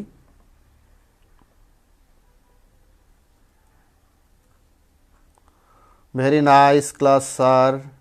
সিত্তুর নাবিলা সিদ্দিকা ম্যাডাম চিটাগং থেকে আমাদের সাথে যোগ দিয়েছে, ধন্যবাদ ম্যাডাম। মাহফুজা আক্তার লিখেছেন থ্যাংকস স্যার ফ্রম কুষ্টিয়া, ভালো লাগছে। সিলেট থেকে একজন লিখেছেন তাসিন লিখেছে সিলেট থেকে, ও সিলেট থেকে আছে আমাদের সাথে। হ্যাঁ, ছবি থেকে ভালোভাবে বোঝা যায়, ওকে ধন্যবাদ। একজন আছে চিটাগং থেকে, আরও একজন জাকিয়া সুলতানা স্যার আপনার ক্লাস ভালো লাগছে বাট নেটের প্রবলেম, দুঃখিত, এটা যদি আমাদের হাতে থাকতো আমরা সলিউশন করে দিতাম। সুন্দর লাগছে স্যার, কিন্তু দেখে খবর পড়ার মতো, পরীক্ষার জন্য কি পড়ব? ও আচ্ছা, ধন্যবাদ। আসলে দেখে খবর পড়ার মতো, সাথেই থাকো, পরীক্ষার জন্য কি পড়বা, কারণ তোমাদের ইন্টেনশনালি তোমাদের চিন্তাটা চলে যায় কোথায়, ওই পরীক্ষায়। তো এই আমি বলবো যে আসলে পরীক্ষায় তুমি ভালো করবা তখনই যখন তোমার এই বিষয়গুলো তোমার সাথে আসলে তোমার জীবনের সাথে প্রাসঙ্গিক বিষয়গুলো যখন তুমি ভালোভাবে আত্মস্থ করতে পারবে। ওকে, ধন্যবাদ। প্রত্যাশা করছি কন্টিনিউ করবে এবং শেষ দিকে গিয়ে আমরা আসলে কিছু প্রশ্ন উত্তর থাকবে আমাদের, সেখানে গিয়ে আমরা আলোচনা করব। আমাদের হাতে এখনও প্রায় 17 মিনিট সময় রয়েছে এই ক্লাসটার জন্য ডিউরেশন। শিক্ষার্থী বন্ধুরা সাথেই থাকো, গুরুত্বপূর্ণ আলোচনায় আছি আমরা। যে প্রতিরক্ষায় ত্বকের ভূমিকা আলোচনা করছিলাম। প্রতিরক্ষায় ত্বক আমাদের অনেকগুলো ভূমিকা পালন করে। এর মধ্যে আমরা প্রথমটা জেনেছি যে ত্বক অতিবেগুনি রশ্মি থেকে আমাদেরকে রক্ষা করে মেলানিন নামক রঞ্জক উপাদান হিসেবে। পাশাপাশি ত্বক আমাদের ভাইরাস ব্যাকটেরিয়া থেকে রক্ষা করে, বিভিন্ন গ্ল্যান্ডের ক্ষরণের মাধ্যমে এদেরকে প্রোটেক্ট করে। তারপর আলোচনা করছি আমরা রক্ততঞ্চন প্রক্রিয়া। তোমরা জানো দেহের কোনো স্থান কেটে গেলে সেখানে ক্যালসিয়াম আয়নের উপস্থিতিতে এক ধরনের উপাদান থাকে, সেটা হচ্ছে কি ফাইব্রিন মনোমার থেকে ফাইব্রিন পলিমার, সেটা ফাইব্রিনের জালকে রূপান্তর করে ফাইব্রিনোজেন, এবং সেটা কি করে এই ধরনের জালক দিয়ে এই রক্তকে প্রোটেক্ট করে যেন রক্ত জমাট বাঁধে দেহের ভেতরে বা দেহের অভ্যন্তরে কোনো প্যাথোজেন বা বহিরাগত রোগ জীবাণু প্রবেশ করতে না পারে। তাহলে আমরা জানলাম যে প্রতিরক্ষা ব্যবস্থায় ত্বক আমাদের যথেষ্ট গুরুত্বপূর্ণ ভূমিকা পালন করে। এরপর হচ্ছে ল্যাঙ্গারহ্যান্স কোষ। ত্বক জীবাণু দ্বারা আক্রান্ত হলে ত্বকের এপিডার্মিসে অবস্থিত, ত্বকের যে এপিডার্মিস সেখানে অবস্থিত ল্যাঙ্গারহ্যান্স সেল এক ধরনের বার্তা পাঠায় যাকে অনাক্রমতন্ত্র সাড়া প্রদান করে। এরা আসলে আমাদের ব্রেনের মধ্যে যে আগেই আলোচনা করেছি যে আমাদের ঘাম গ্রন্থি, সিবেসিয়াস গ্রন্থি, এগুলো কিন্তু ব্রেইনের দ্বারা কিছুটা নিয়ন্ত্রিত হয়েও কিন্তু এই কাজগুলো করে, যেখান থেকে ডেনড্রাইটিক কোষ কী করে, এই ডেনড্রাইটিক কোষ এক ধরনের সেন্স পাঠিয়ে দেয় মস্তিষ্কে এবং দেহের অন্যান্য ডিফেন্স সিস্টেমগুলোকে তখন চাঙ্গা করে বা বুস্ট আপ করার ফলে এই রোগ জীবাণুর বিরুদ্ধে কাজ করে। তো প্রতিরক্ষায় ত্বকের ভূমিকা আমরা দেখছি যে অন্যান্য আরও কী কী কাজ আছে সেটা একটু দেখে নেই। পানি এবং পানিতে দ্রবীভূত যৌগের প্রতি অভেদ্যতা ত্বকের প্রতিরক্ষায় গুরুত্বপূর্ণ। ত্বকের কেরাটিনোসাইট কোষ পুনঃজনন এবং জীবাণুনাশক ক্ষমতা সম্পন্ন, যা ক্ষত নিরাময়ে কার্যকর। এখানে বলে রাখি যে কেরাটিনোসাইটের কাজ হলো সে মরে যায় আবার তৈরি হয়, অর্থাৎ এখানকার যে কোষগুলো আছে সেগুলো মরে যায়। বাইরের কোষগুলো আগে আলোচনা করেছি, প্রত্যেক দিন আমাদের দেহের বাইরে থেকে 40 থেকে 50,000 কোষ কিন্তু এরকম ত্বকের বাইরে মরে যাচ্ছে। তাহলে এই যে ত্বকের যে কোষ মরে যায় এগুলো কেরাটিনোসাইট কোষ কিন্তু এগুলোকে আবার রিজেনারেট করতে পারে। এরপর হচ্ছে ত্বকের ডার্মিসে অবস্থিত ডেনড্রাইটিক কোষ, ত্বকের ভেতরের যে স্তর তাকে বলছি আমরা ডার্মিস, তার মধ্যে ডেনড্রাইটিক কোষ, একটু আগেই বললাম ডেনড্রাইটিক কোষ কী করে, সে কিন্তু সেন্স পাঠিয়ে দেয় ব্রেইনে। পাশাপাশি টি লিম্ফোসাইট এবং লিম্ফোটিক অ্যান্ডোথেলিয়াল এই কোষ এবং গ্রানুলোসাইট, ম্যাক্রোফেজ ও মাস্ট কোষের জীবাণু প্রতি প্রতিরক্ষামূলক কার্যকলাপ রয়েছে। তো পাঠ্য বইটি যদি তোমাদের সাথে থাকে তার সাথেও লিঙ্ক করে কিন্তু তোমরা এই বিষয়গুলো আরও ভালোভাবে বিস্তারিত জেনে নিতে পারো। তবে এখানে ত্বকের যে কেরাটিনোসাইট কোষ, ত্বকের ডেনড্রাইটিক কোষ, ত্বকের টি লিম্ফোসাইট, লিম্ফোসাইটিক অ্যান্ডোথেলিয়াল কোষ, গ্র্যানুলোসাইট, ম্যাক্রোফেজ, মাস্ট কোষ, এই সবগুলো কিন্তু মাস্ট মনে রাখতে হবে। কারণ এগুলো যদি মনে না রাখো, এগুলো যদি ধারণ না করো ত্বকের কোন জায়গায় কোন কোন কোষগুলো কাজ করে, এটা আসলে সৃজনশীলের মতো কোনো জায়গা থেকে বানিয়ে লেখার মতো কিছু নেই আসলে এখানে। কিন্তু এই শব্দগুলোকে, এই উপাদানগুলোকে নিয়ে কি কাজ করে, ত্বকে কোন ভূমিকা পালন করে, এগুলো কিন্তু ভালোভাবে বুঝে পড়তে হবে। এরপর আসি আমরা যে প্রতিরক্ষায় ত্বকের ভূমিকা আমরা দেখি যে ত্বকের অশ্রুগ্রন্থি নিঃসৃত লাইসোজাম চোখের প্রতিরক্ষায় সাহায্য করে। কারো যদি এমনি কান্না পায় কেঁদে নিতে পারো, কারণ চোখের পানি অনেক সময় জীবাণুনাশক হিসেবেই কাজ করে। আমাদের ল্যাক্রিমাল গ্ল্যান্ড, চোখের যে ল্যাক্রিমাল গ্ল্যান্ড থাকে, অশ্রুগ্রন্থি, এই অশ্রুগ্রন্থি থেকে খরিত, এই যে এখানে ল্যাক্রিমাল গ্ল্যান্ড দেখানো হচ্ছে, ল্যাক্রিমাল গ্ল্যান্ড, এই অশ্রুগ্রন্থি থেকে খরিত উপাদান কি করে, এটা চোখের পানি নামে আমাদের কান্নার সাথে ঝরে পড়ে। এটা হলো অনেক সময় নাকের ভেতর দিয়েও চলে যেতে পারে, বাইরে দিয়েও চলে আসে। এগুলো জীবাণু প্রোটেক্ট করে, এগুলো চোখের ভেতর দিয়ে। যেমন আমরা এখন বলছি যে করোনা আমাদের বডিতে 3টা ওয়ে দিয়ে ঢুকতে পারে, একটা হচ্ছে আমাদের মুখ, আরেকটা হচ্ছে আমাদের নাক, আরেকটা হচ্ছে আমাদের চোখ। এই জন্যই বলা হয় যে তোমাদেরকে বলা হয়েছে 20 সেকেন্ড পরপরই তোমরা ভালো করে হাত ধুবে, তোমরা হাত মুখে দিও না বা মুখমণ্ডলের মধ্যে তোমরা হাত দিও না, কারণ এগুলো হচ্ছে ওয়ে আমাদের বডিতে প্যাথোজেন ঢোকার বা কোভিড-19 করোনা ঢোকার ওয়ে। শুধু করোনাই না, প্রতিনিয়ত আমাদের দেহের মধ্যে এরকম অসংখ্য জীবাণু ঢুকছে। আমরা হাঁ করে মানে এরকম শ্বাস নিচ্ছি, নাক দিয়ে শ্বাস নিচ্ছি, অক্সিজেন নিচ্ছি, শুধু অক্সিজেনই নেই, অসংখ্য রোগ জীবাণু বডিতে নিচ্ছি। কিন্তু আসলে স্রষ্টার এক বৈচিত্র্যময় সৃষ্টির কার্যকলাপে আমাদের বডি কিন্তু সবসময় এই 3 লেয়ার ডিফেন্স সিস্টেমের মাধ্যমে সুন্দর আছে, ভালো আছে। শিক্ষার্থী বন্ধুরা, এই অশ্রুগ্রন্থি এবং ত্বকীয় সেরুমিন গ্রন্থি, এগুলো অশ্রুগ্রন্থি হলো চোখের ভেতর দিয়ে জীবাণু প্রবেশে বাধা দেয়, আর কানের ভেতর দিয়ে সেরুমিন গ্রন্থি, সেরোমিনাস ক্ষরণ করার মাধ্যমে কানের ভেতর দিয়ে প্রবেশে বাধা দেয়। এরপর আমরা দেখতে পাচ্ছি যে স্টোমাক, এখানে স্টোমাকে জীবাণু লেগে আছে, তাই না? তো স্টোমাকের মধ্যে এই জীবাণুটা যদি স্টোমাকে যায় তাহলে স্টোমাকের মধ্যে যে HCl থাকে, তোমরা জানো খুবই শক্তিশালী অ্যাসিড HCl, যেটা বিভিন্ন উপাদানকে গলিয়ে শেষ করে ফেলে। অর্থাৎ আমরা যে খাবারগুলো গ্রহণ করি সেই খাবার গ্রহণের পর আমাদের এনজাইমেটিক রিয়াকশনের জন্য একটা অম্লীয় মাধ্যম দরকার, তার জন্য HCl প্রয়োজন। পাশাপাশি খাবারের সাথে কোনো রোগ জীবাণু গেল কিনা সেটাকে চেক করে এবং ধ্বংস করে ফেলে। এই কাজটা করে কে? HCl বা হাইড্রোক্লোরিক অ্যাসিড। তো হাইড্রোক্লোরিক অ্যাসিড খুবই ভালো, অনেকের অ্যাসিডিটির সমস্যা আছে, তারা কিন্তু আবার অনেক সময় কী করে, এই হাইড্রোক্লোরিককে প্রশমিত করার জন্য বাইরে থেকে ক্ষার জাতীয় ট্যাবলেট খেয়ে ফেলে, যেমন অ্যান্টাসিড বা অ্যান্টি অ্যাসিড, এই জাতীয় উপাদানগুলো খেয়ে ফেলে। এনিওয়ে, এই আমাদের দেহের অভ্যন্তরে পাকস্থলীর মধ্যে HCl খুব গুরুত্বপূর্ণ ডিফেন্স সিস্টেম হিসেবে কাজ করে। যে কোনো রোগ জীবাণু খেয়ে ফেললেই এটা কী করে ফেলে? হজম করে ফেলে। এমন হয়তো অনেকেই আছে যার দেহের মধ্যে করোনা আছে, কিন্তু ভাগ্যিস HCl পর্যন্ত চলে গেছে, সেই করোনারও কিন্তু HCl এর কাছে রক্ষা নাই।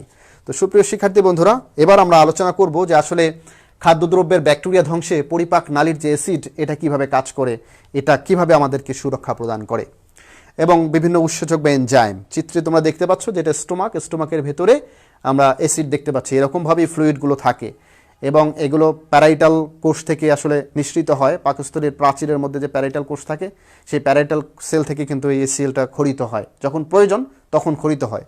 তো যখন খাবার দাবার গ্রহণ করছি আমরা, তার আগে থেকে এটা এসিএল খরিত হওয়া শুরু করে। আমাদের বডিতে ভ্যাগাস নার্ভ আছে, যে ভ্যাগাস নার্ভটা খাবারের যখন খিদে পায় আমাদের, তখন আগে থেকে সে সিগন্যাল দেয় যে খিদে পেয়ে গেছে বা টাইম হয়ে গেছে, এই সেল তুমি ক্ষরণ করা শুরু করো। এই ধরনের বডির মধ্যে যে বায়োলজিক্যাল ক্লকগুলো আছে, এগুলোর সংমিশ্রণের মাধ্যমে আমাদের দেহের মধ্যে অনেকগুলো সিস্টেম কিন্তু একসাথে কাজ করে, তখন এই সেল খাবারের আগেই ক্ষরণ হওয়া শুরু করে দেয়। সুপ্রিয় শিক্ষার্থী বন্ধুরা, আমরা দেখে নেই কীভাবে এই সেল আমাদের এই ভূমিকাটা পালন করে। লালাস্থিত লাইসোজাইম মুখ এবং গলায় সংক্রমণকারী স্ট্রেপ্টোফাইলাস, স্ট্রেপ্টোকক্কাস অ্যান্ড ব্যাসিলাস। তাহলে স্ট্রেপ্টোফাইলাস, স্ট্রেপ্টোকক্কাস অ্যান্ড ব্যাসিলাস 3 ধরনের ব্যাকটেরিয়ার নাম এখানে দেওয়া হয়েছে। লালাস্থিত, আমাদের যে লালা আছে, লালা, এই লালার উপাদানটা কি করে? লালার উপাদান হলো লাইসোজাইম। এই লালার উপাদান লাইসোজাইমটা কি করে? এই ব্যাকটেরিয়াগুলোকে ধ্বংস করার ক্ষেত্রে কাজ করে। তবে অনেক সময় লালাস্থিত এই লাইসোজাইম যদি কোনো ব্যাকটেরিয়াকে, কোনো ভাইরাসকে ধ্বংস করতে না পারে, তাহলে সেটা কি আমাদের পেটে চালান করে দিলে কি হয়, সেখানে কিন্তু এই সেল তার উপরে তার বিধ্বংসী প্রভাব দেখাতে পারে। লালারসে অবিরাম ক্ষরণে মুখের ভেতর বা দাঁতে খাদ্যকণা জমতে পারে না, ফলে ব্যাকটেরিয়াও জন্মাতে পারে না। তাহলে লালার রসের মধ্যে কিন্তু আমাদের কি খুব শক্তিশালী এনজাইম থাকে, যাকে বলেছি আমরা লাইসোজাইম। এখানে প্যারোটিড গ্রন্থি, এরপর হচ্ছে সাবমেন্ডিবুলার গ্রন্থি এবং সাবলিঙ্গুয়াল গ্রন্থি। এই 3টা গ্রন্থি থেকে, আমাদের মুখমণ্ডলের 3 গ্রন্থি থেকে আমাদের লালা খরিত হয়। আমাদের মুখের মধ্যে কিন্তু এই লালাটা খুবই উপকারী। অনেক সময় দেখবা যে ভুলক্রমে কোনো এক জায়গায় কেটে গেছে, ব্যথা পেয়েছে, মানুষ মুখ থেকে লালা নিয়ে এরকম লাগিয়ে দিচ্ছে। হ্যাঁ, এটা আসলে ব্যাড হ্যাবিট না, এটা মানুষের একটা অভ্যাসগত কাজ। যেমন মানে কারণ কি, লালাটা হচ্ছে ফার্স্ট জীবাণুনাশক হিসেবে কাজ করতেছে, অ্যান্টিসেপটিক। লালার মধ্যে যে উপাদান থাকে সেটা অ্যান্টিসেপটিক বা জীবাণুনাশক হিসেবে কাজ করে। তাহলে আমাদের লালা গ্রন্থি কটা? 3টা। একটা হচ্ছে parotid gland, submandibular gland, sublingual gland. এবং এই লালা গ্রন্থিগুলো কি করে? স্ট্রেপ্টোফাইলাস, স্ট্রেপ্টোকক্কাস অ্যান্ড ব্যাসিলাস এই জাতীয় ব্যাকটেরিয়াগুলোকে ধ্বংস করে। তারপর আমাদের দাঁতের যে ফাঁকে ফাঁকে বিভিন্ন উপাদানগুলো লেগে থাকে, এগুলোকেও ধ্বংস করার ক্ষেত্রে এই লাইসোজাইম এনজাইম কাজ করে।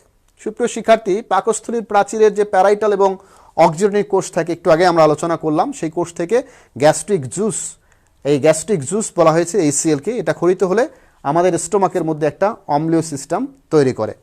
তো এই অম্লীয় সিস্টেমটা ব্যাকটেরিয়া এবং ভাইরাস জাতীয় জীবাণুর জন্য অসহনীয় পরিবেশ তৈরি করে ফেলে, সেখানে আর তারা বাঁচতে পারে না, একসময় তারা অন্যান্য খাদ্যদ্রব্যের মতো হজম হয়ে যায়। এরপর হচ্ছে যে অন্ত্রে বসবাসকারী কয়েক ধরনের মিথজীবী অণুজীব থেকে, কয়েক ধরনের মিথজীবী অর্থাৎ এগুলো অণুজীব, এক অণুজীব আর একটা অণুজীবের সাথে কমেন্সালিজম হিসেবে বসবাস করে। এই বসবাস করার মাধ্যমে তারা আমাদের দেহের অন্যান্য ব্যাকটেরিয়াগুলোকে ধ্বংস করে এবং এগুলো অ্যান্টিবায়োটিক হিসেবে কাজ করে থাকে। এবং আমাদের অন্ত্রের প্রোটিওলাইটিক এনজাইম এবং লাইপোলাইটিক এনজাইম, তোমরা জানো যে প্রোটিওলাইটিক এনজাইম এবং লাইপোলাইটিক এনজাইম, প্রোটিওলাইটিক এনজাইম প্রোটিনকে ভাঙে, লাইপোলাইটিক এনজাইম লিপিডকে ভাঙে, এটা মনে রাখতে হবে। আর গ্লাইকোলাইটিক এনজাইম সেটা গ্লুকোজকে ভাঙে। 3 ধরনের খাবার আমরা গ্রহণ করি, গ্লুকোজ, প্রোটিন, লিপিড। এই ধরনের উপাদানগুলো গ্লাইকোলাইটিক, প্রোটিওলাইটিক অ্যান্ড লাইপোলাইটিক, এগুলো ভেঙে ফেলতে পারে। তাহলে এই যে এনজাইমগুলো আছে, এই এনজাইমগুলো কি করে? বিভিন্ন খাদ্যদ্রব্য যদি আমাদের অন্ত্রে, বৃহদান্ত্র, ক্ষুদ্রান্ত্রের মধ্যে প্রবেশ করলো, আগে ক্ষুদ্রান্ত্রে পরে বৃহদান্ত্রে প্রবেশ করে, ক্ষুদ্রান্ত্রের এনজাইমগুলো এগুলো এই জীবাণুগুলোকে ভেঙে ফেলে। তার বাইরের দিকে যে লিপিডের লেয়ার থাকে, যেসব অণুজীবের লিপিড লেয়ার ভেঙে ফেলে, যাদের ক্ষেত্রে প্রোটিন লেয়ার থাকে প্রোটিন লেয়ার ভেঙে ফেলে, ভেঙে তাদেরকে হজম করে দেয়। পাশাপাশি বৃহদান্ত্রের মধ্যেও বিভিন্ন উপকারী ব্যাকটেরিয়া বসবাস করে এবং এখানে সিকামের মধ্যেও বিভিন্ন উপকারী ব্যাকটেরিয়া বসবাস করে, এগুলো আমাদের এই ডিফেন্স সিস্টেমের সাথে কাজ করে। এরপর যকৃতের রেটিকুলো এন্ডোথেলিয়াল কোষ, যেটাকে RE বলে সংক্ষেপে বলা হয়ে থাকে, অ্যান্টিবডি উৎপাদন করে ব্যাকটেরিয়া এবং ক্ষতিকর জীবাণুসমূহকে ফ্যাগোসাইটোসিস প্রক্রিয়ায় ধ্বংস করে। একজন প্রশ্ন করেছিল ফ্যাগোসাইটোসিস প্রক্রিয়াটা কি? আসলে ফ্যাগোসাইটোসিস প্রক্রিয়া হলো যে এমিবা যেভাবে ফুড ক্যাপ গঠন করে, ফুড কাপ গঠন করে জীবাণুকে তার দিকে টেনে নেয়, চারদিক থেকে ক্ষণপথ তৈরি করে জীবাণুকে তার ভিতরে ঢুকে নেয়। ফ্যাগোসাইটোসিস প্রক্রিয়াটা এমনই। আমরা এর পরবর্তী ক্লাসে যখন আমরা আবার লাইভে আসবো তখন হয়তো এই বিষয় নিয়ে বিস্তারিত আমরা আলোচনা করব, তখন কারণ সেটা হচ্ছে আমাদের পরের পাঠের অংশ। সুপ্রিয় শিক্ষার্থী, আমরা জানলাম যে যকৃতের রেটিকুলো এন্ডোথেলিয়াল কোষ RE এটা অ্যান্টিবডি উৎপাদন করে ব্যাকটেরিয়া এবং ক্ষতিকর জীবাণুসমূহকে ফ্যাগোসাইটোসিস প্রক্রিয়ায় ধ্বংস করতে সহায়তা করে। তো সমগ্র পৌষ্টিক নালীর অন্তঃপ্রাচীরের মিউকাসে আবৃত থাকে। প্রত্যেকটা পৌষ্টিক নালী আমাদের একদম এখানে মানে খাদ্য গলাধকরণ থেকে শুরু করে একেবারেই রেকটাম পর্যন্ত পুরো যে পৌষ্টিক নালীটা আছে, এই নালীর ভেতরের দিকে কিন্তু মিউকাস থাকে, এক ধরনের পিচ্ছিল আবরণ থাকে। তো এই মিউকাসে আবৃত থাকে যা ব্যাকটেরিয়াকে ঘিরে ধরে এবং প্রাচীরের গাত্রে আটকে থাকতে কি করে, বাধা প্রদান করে। ব্যাকটেরিয়াকে কখনো অ্যাটাচ হতে দেয় না, অনেক সময় ব্যাকটেরিয়াগুলোকে অ্যাটাচ হতে দেয় না। তো রেকটাম এবং সিকামে বসবাসকারী কিছু প্রোটোজোয়া এবং উপকারী ব্যাকটেরিয়া মিথজীবী হিসাবে এবং অন্যান্য জীবাণু রোগ প্রতিরোধ সহায়তা করে থাকে। আমরা এখানে দেখতে পাচ্ছি যে এটা হচ্ছে সিকাম আর এটা হচ্ছে রেকটাম। এই যে আমাদের এই অংশটা হচ্ছে সিকাম, বৃহদন্ত্রের শেষ পর্যায়ে স্টার্টিং পর্যায়ে এখানে আমরা দেখতে পাচ্ছি, আর শেষের দিকে আছে হলো রেকটাম। তাহলে এই যে দুটো অংশ, এই দুটো অংশের মধ্যে কিছু পরজীবী যেমন প্রোটোজোয়ান বসবাস করে এবং কিছু ব্যাকটেরিয়া বসবাস করে। তারা কমেনসেলিয়া মিথজীবী হিসেবে এখানে বসবাস করে, পাশাপাশি এই সকল ব্যাকটেরিয়াগুলো ধ্বংস করার ক্ষেত্রে এরা কাজ করে। তো এবার চলো আমরা কিছু মূল্যায়ন দেখে নিই, এবং অনেকেই পরীক্ষা প্রশ্ন এগুলো নিয়ে অস্থির হয়ে গিয়েছো। সুপ্রিয় শিক্ষার্থী বন্ধুরা, আমরা একটু চেক করে দেখে নেই ছোট ছোট কিছু প্রশ্নের মূল্যায়নের মাধ্যমে যে আসলে যে বিষয়গুলো আমাদের পরীক্ষায় আসার মতো। প্রথমত তোমাদের ছোট করে জ্ঞানমূলক প্রশ্ন অনেক সময় পরীক্ষায় আসে, প্রতিরক্ষা কি? তার মানে প্রতিরক্ষা কি সহজে আমরা এখানে বলতে পারবো যে প্রতিরক্ষা হচ্ছে আমাদের দেহের মধ্যে কি অনেক ধরনের কোষীয় উপাদান যেগুলো অনাক্রমতন্ত্রের বিরুদ্ধে কাজ করে, সেটাই হচ্ছে প্রতিরক্ষা, এবং যার লেয়ার হচ্ছে 3টি ইত্যাদি ইত্যাদি। নিজের মতো করে গুছিয়ে এই বিষয়গুলো আমরা আলোচনা করতে পারবো। আমাদের দেহের প্রথম প্রতিরক্ষা স্তরগুলো কি কি আমরা জেনেছি যে প্রথম প্রতিরক্ষা স্তরে কোনোটা হচ্ছে ভৌত প্রতিবন্ধক, কিছু আছে রাসায়নিক প্রতিবন্ধক, এগুলো আমাদের আজকে আলোচনা হয়েছে। এরপর দেখেছি ত্বকীয় প্রতিরক্ষা কোষগুলোর বর্ণনা দাও। ত্বকে স্কিন কিভাবে প্রতিরক্ষা ব্যবস্থায় কাজ করে, একেবারে স্কিনের মধ্যে যে কোষগুলো আছে, স্কিনের মধ্যে ব্যাকটেরিয়া আছে, স্কিনের মধ্যে গ্রন্থি আছে, এগুলো কিভাবে কাজ করে সেটার বর্ণনা পড়তে হবে। আলোচনার পর টেক্সট বইয়ের হেল্প নিতে হবে। ত্বক দেহের প্রতিরক্ষা ব্যবস্থায় এক শক্তিশালী রক্ষা কবচ। এই ধরনের প্রশ্ন অনেক সময় হয়তো সরাসরি প্রশ্নটা দেওয়া হয়েছে, কিন্তু যদি এটা সৃজনশীলে থাকতো তাহলে প্রশ্ন এমন হতো, উদ্দীপকে উল্লেখিত অঙ্গটি দেহের প্রতিরক্ষা ব্যবস্থায় এক শক্তিশালী রক্ষা কবচ। তাহলে কিন্তু উদ্দীপকে উল্লেখিত কোনটা ছিল, দেহের সবচেয়ে বড় অর্গানটা ত্বকের কথা বলা হয়েছে। হয়তো এরকম করে সৃজনশীল প্রশ্ন আসতে পারে। আবার ওই যে প্রতিরক্ষা কি আর এক সেটের প্রশ্নের মধ্যে এরকম আসতে পারে। সাইটোকাইন্স কাদের বলা হয়? নিশ্চয়ই তোমাদের মনে আছে যে গ্রোথ ফ্যাক্টর, ইন্টারফেরন এবং ইন্টারলিউকাইন, এগুলোকে আমরা বলেছিলাম সাইটোকাইন্স। অনাক্রমতায় লিম্ফয়েড অঙ্গের ভূমিকা ব্যাখ্যা করো। লিম্ফয়েডের যে অঙ্গগুলো আছে তোমরা জেনেছো, একেবারে টনসিল থেকে শুরু করে থাইমাস, প্লিহা এবং বিভিন্ন লিম্ফ নোড, লিম্ফ নালী, এগুলো নিয়ে আলোচনা করেছি আমরা। তো অনাক্রমতায় লিম্ফয়েড অঙ্গের ভূমিকা ব্যাখ্যা করো। তাই ওই অঙ্গগুলো থেকে কি কি উপাদানগুলো নিঃসৃত হয় এগুলো নিয়ে আমরা আলোচনা করেছি। মানবদেহে প্রতিরক্ষা ব্যবস্থার গুরুত্ব বিশ্লেষণ করো। হয়তো এরকম একটা প্রশ্ন উচ্চতর দক্ষতার প্রশ্ন হতে পারে যে উদ্দীপকে উল্লেখিত ব্যবস্থাটির ক্ষেত্রে মানবদেহের মধ্যে কী ধরনের এটা ভূমিকা পালন করে, তোমার নিজের ভাষায় ব্যাখ্যা করো বা বিশ্লেষণ করো। এরপর হচ্ছে যে একই কথা ইমিউনোলজি কি, জীববিজ্ঞানের যে শাখায় এই ইমিউনিটি নিয়ে আলোচনা করা হয় মানুষের, সেই শাখাকেই বলা হচ্ছে ইমিউনোলজি বা অনাক্রমবিদ্যা। লালারসের দুটি প্রতিরক্ষামূলক কাজ লিখো। আমরা একটু আগেই শেষের দিকে আলোচনা করেছি আমাদের লালারস, সেই লালারসের যে দুটি উপাদান আছে মানবদেহের প্রতিরক্ষা ব্যবস্থার ক্ষেত্রে, লালারসের দুটি উপাদান কিভাবে কাজ করে, অনেকগুলো উপাদানের সম্পর্কে আমরা জানি। এরপর হচ্ছে যে ব্যাকটেরিয়া ধ্বংসে পরিপাকনালীর উৎসেচকের ভূমিকা ব্যাখ্যা করো। আমরা শেষের দিকে এসে আলোচনা করলাম আমাদের লাস্ট পার্টে যে ব্যাকটেরিয়া ধ্বংসের ক্ষেত্রে আমাদের পরিপাকনালীর উৎসেচক বা এনজাইমগুলো কিভাবে কাজ করে আলোচনা করেছিলাম, যে গ্লাইকোলাইটিক, প্রোটিওলাইটিক এবং লাইপোলাইটিক এই এনজাইমগুলোর কথা। পাশাপাশি হলো এই সেলের ভূমিকা, মানবদেহের প্রতিরক্ষা এই সেলের ভূমিকা বিশ্লেষণ করো। সরাসরি হয়তো প্রশ্নগুলো এরকম আসবে না, কিন্তু এই প্রশ্নগুলোর উত্তর যদি জানা থাকে এবং উদ্দীপকের এই প্রশ্নগুলোকে লিঙ্ক করে যা ধরা থাকবে, যদি তুমি ধরতে পারো তাহলে এই প্রশ্নগুলোর উত্তর দিয়েই তুমি খুব সুন্দরভাবে সাজিয়ে গুছিয়ে তোমার প্রশ্নের উত্তরগুলো করতে পারবে। সুপ্রিয় শিক্ষার্থী বন্ধুরা, আমরা আমাদের ক্লাসের একেবারেই শেষ প্রান্তের দিকে চলে এসেছি। তো ঝটপট তোমরা তোমাদের দুটো বাড়ির কাজ থাকলে লিখে নাও। প্রত্যাশা করছি এই আলোচনা থেকে এই বাড়ির কাজ দুটো তোমার পরবর্তীতে পরীক্ষায় ভালো করার জন্য কিংবা তোমার এই জ্ঞান বৃদ্ধির জন্য এই অনুশীলন পুনঃ অনুশীলনটা তোমার ভালো কাজে দেবে। আমাদের হাতে এই 1 ঘন্টা সেশনের জন্য আর 2 মিনিট বাকি আছে। আশা করছি যে এই 2 মিনিটে আমরা আমাদের ক্লাস শেষ করে ফেলবো ইনশাল্লাহ। তো টোকিও প্রতিরক্ষা ব্যবস্থার উপর 10টি বাক্য লিখো, একদম নিজের মতো করে গুছিয়ে। টোকিও প্রতিরক্ষা ব্যবস্থা, প্রতিরক্ষা ব্যবস্থায় কীভাবে কাজ করে নিশ্চয়ই তোমাদের মনে আছে, আলোচনায় আমরা এই বিষয়গুলো করেছি। পাশাপাশি তোমরা তোমাদের টেক্সট বইটার হেল্প নিয়ে আগে পড়ে তারপর এই প্রশ্নটাকে সামনে রেখে এবার নিজের মতো করে লেখা শুরু করো, নিশ্চয়ই ভালো করবে। দেহের প্রথম প্রতিরক্ষা ব্যবস্থা ব্যাখ্যা করো। ফার্স্ট লেয়ার অফ ডিফেন্স, আমরা শুরুতেই আলোচনা করেছিলাম মানব দেহটা একটা দুর্গের মতো, দুর্গের চারদিকে প্রথম যে প্রতিরক্ষা ব্যবস্থা, প্রথম যে সোলজার, কোন কোন সোলজার এখানে কাজ করে, প্রত্যেকটা সোলজার কিভাবে তাদেরকে তৈরি করে রেখেছে বহিঃশত্রুর আক্রমণ থেকে আমাদের দেহকে রক্ষা করতে। নিশ্চয়ই তোমরা এই আলোচনাগুলো আজকের আলোচনা থেকে এবং এই প্রশ্নের সমাধানগুলো বইয়ের সহায়তা নিয়ে এগুলো সহজেই করতে পারবে। এতক্ষণে অনেকেই হয়তো তোমরা এটা লিখেই ফেলেছো কিংবা পরবর্তীতে তোমরা আবার এটা আমাদের এই কিশোর বাতায়নে খুঁজে পাবে আমাদের এই লাইভটি। তো সুপ্রিয় শিক্ষার্থী বন্ধুরা, আমাদের আজকের আলোচনা একেবারেই শেষ প্রান্তে। আমরা প্রত্যাশা করছি আজকে আমরা যে বিষয়গুলো নিয়ে আলোচনা করলাম সেটি হচ্ছে যে আমাদের দেহের মধ্যে প্রতিরক্ষা ব্যবস্থা কি এটি নিয়ে, আমাদের দেহের প্রতিরক্ষা ব্যবস্থায় কয়টি স্তর আছে সেই বিষয় নিয়ে, আমাদের দেহের প্রতিরক্ষা ব্যবস্থার সাথে রিলেটেড যে উপাদানগুলো আছে বা লিম্ফয়েড অঙ্গগুলো থেকে কি কি উপাদান নিঃসৃত হয় তা নিয়ে আলোচনা করেছি। প্রতিরক্ষা ব্যবস্থায় কোন কোন কোষগুলো কাজ করে, আমরা 5 ধরনের কোষের কথা বলেছি, ওই যে 3টা সাইট, গ্রানুলোসাইট, লিউকোসাইট, লিম্ফোসাইট, এগুলো নিয়ে আলোচনা করেছি আমরা। এরপর পাশাপাশি আলোচনা করলাম ত্বক কীভাবে আমাদের প্রথম প্রতিরক্ষা ব্যবস্থায় first layer of defence system হিসেবে কাজ করে। এরপরে আমরা আলোচনা করেছি যে আমাদের পরিপাক নালীর HCl, পরিপাক নালীর নিঃসৃত টায়ালিন নিঃসৃত বা লাইসোজাইম নিঃসৃত যে এনজাইম, লাইসোজাইম আমাদের লালাগ্রন্থি নিঃসৃত যে enzyme lysozyme, parotid gland, sublingual, submandibular gland থেকে নিঃসৃত উপাদানগুলো কিভাবে আমাদের মৌখিক গহ্বরের অভ্যন্তরে কাজ করে, পাকস্থলীতে গিয়ে এই সেলটা কিভাবে কাজ করে, এবং ক্ষুদ্রান্ত বৃহদান্ত্রের মধ্যে কিভাবে বিভিন্ন প্রোটিওলাইটিক এবং লাইপোলাইটিক এনজাইমগুলো কাজ করে। পাশাপাশি আমরা দেখেছি বৃহদান্ত্রের সিকাম এবং বৃহদান্ত্রের রেকটাম, এই দুটো অংশের মধ্যে বসবাসকারী কিছু অণুজীব কিংবা বসবাসকারী কিছু উপকারী ব্যাকটেরিয়া মিথজীবী হিসেবে থেকে আমাদের বহিঃশত্রুর আক্রমণ থেকে দেহকে কিভাবে রক্ষা করে।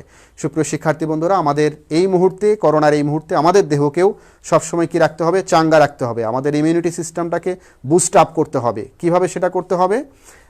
আমরা আসলে কোনো জাঙ্ক ফুড গ্রহণ করব না, ভালো করে ঘুমাতে হবে, নির্দিষ্ট কিছু ব্যায়াম করতে হবে। পাশাপাশি আমাদের এই মুহূর্তে হলো ভিটামিন সি জাতীয় যে খাবারগুলো আছে এগুলো একটু বেশি করে খেতে হবে। সস্তা খাবার বলে শাকসবজিকে না করা যাবে না, সেগুলো খাবারের সাথে রাখতে হবে, তাহলে দেহের ডিফেন্স সিস্টেমগুলো ভালোভাবে কাজ করবে। সকলের সুস্থতা এবং সকলেই নিরাপদে থাকো এই কামনা করে আমাদের আজকের লাইভ ক্লাসটি এখানেই শেষ করতে হচ্ছে।